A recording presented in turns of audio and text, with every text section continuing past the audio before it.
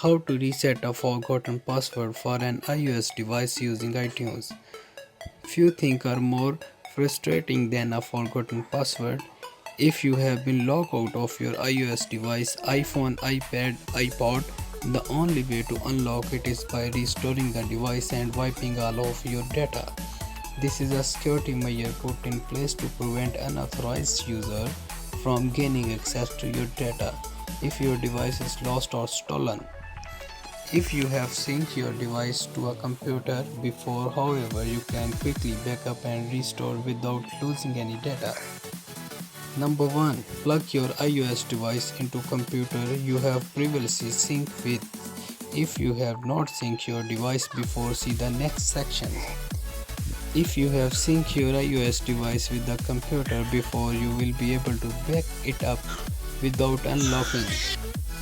This will let you reset the password without losing any data. Number 2.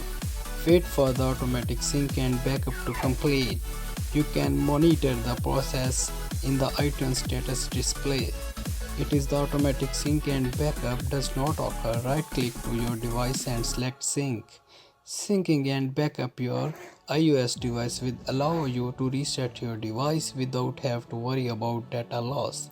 You can do this without unlocking if you have synced to the computer before. Number 3. Click Restore iPhone, iPad, iPod. Wait for the restart process to complete. This may take several minutes. Your iOS device needs to restore to the factory defaults in order to clean your old password. Number 4. Select Restore from iTunes Backup during the setup assistant. Choose your most recent backup in iTunes. Number 5. Wait for the backup to load. Once your device has loaded the backup, you will be able to access your device again. Resetting the device will clean your passcode, allowing you to unlock your device. If you want to secure your device again, set a new passcode. Thanks for watching.